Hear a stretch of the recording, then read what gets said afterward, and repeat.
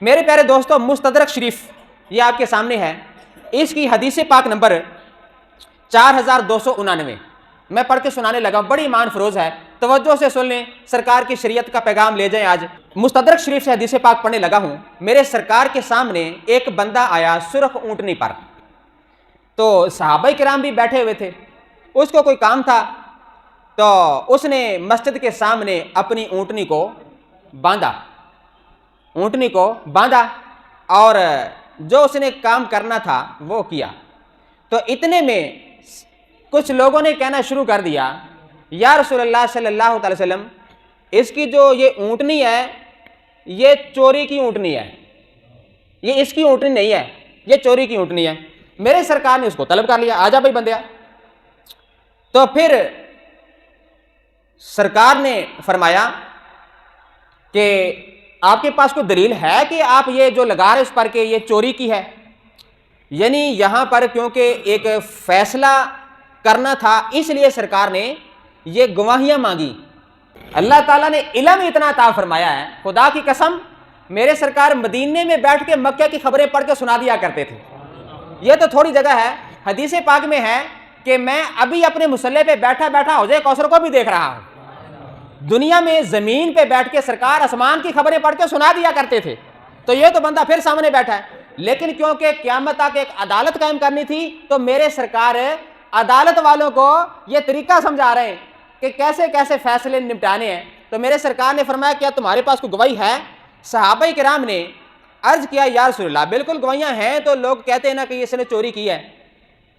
اب لوگوں کے علم غلط بھی ہو سکتا ہے، حدیث پاک میں کچھ اور ہی ہے۔ بڑی مزیدار بات سنانے لگا ہوں۔ اتنا جب لوگوں نے کہا کہ ہاں جی گواہیاں تو ہیں، تو پھر کیا ہوا؟ فقالت الناقۃ من خلف الباب، جو دروازے کے پیچھے اونٹنی کھڑی تھی، اللہ نے اس کو بولنے کی توفیق عطا فرما دی۔ اللہ اکبر۔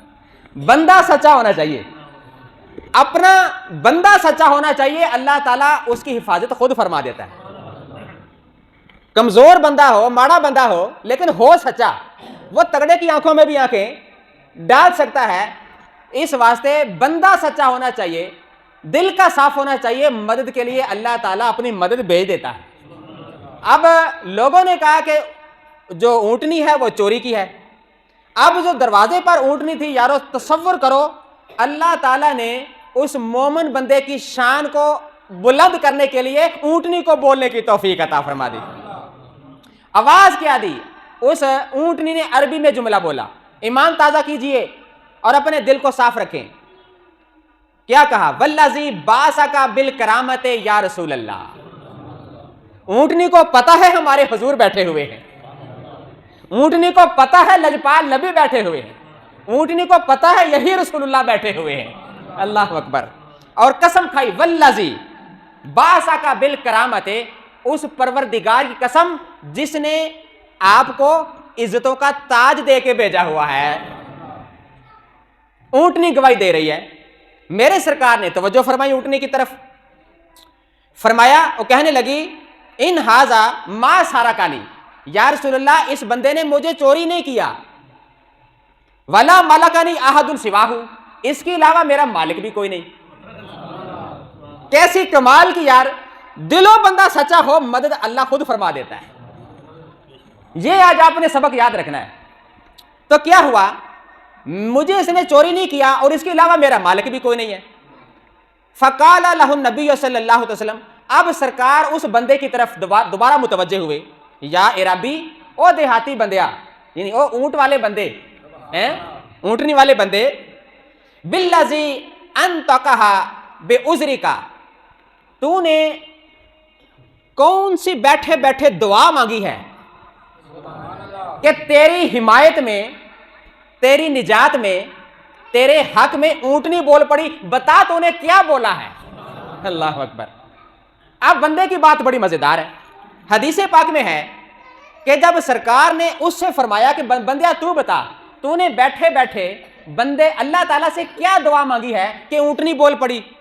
اب اس نے کہا کہ یا رسول اللہ میں نے اللہ تعالیٰ سے صرف دو باتیں کی ہیں۔ اس نے کہا، یا رسول اللہ میں نے اللہ تعالیٰ سے یہ عرض کیا یا میرے پروردگار تیرے تو علاوہ رب ہے ہی نہیں جنہوں میں کہاں. اللہ اکبر.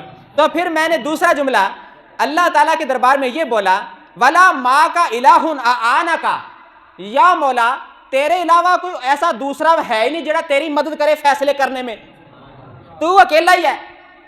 تو اے میرے مولا تیرے علاوہ کوئی دوسرا رب ہی نہیں ہے, تو مولا میری مدد ہی فرما, مولا میری مدد فرما. تو میرے سرکار نے مسکرا کے فرمایا کہ اس نے جو سچ بولا ہے, اللہ تعالیٰ کے آگے یہ دعا کہی ہے کہ یا رسول اللہ ایک اور بات ہے جس واسطے اللہ تعالیٰ نے میری سب سے پہلے دعا قبول کی ہے, وہ ایک طریقہ سنیے.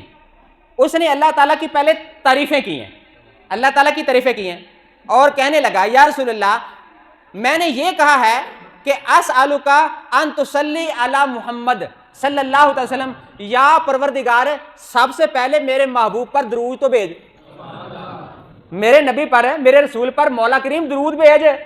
یا رسول اللہ میں نے یہ کہا ہے اللہ تعالیٰ سے.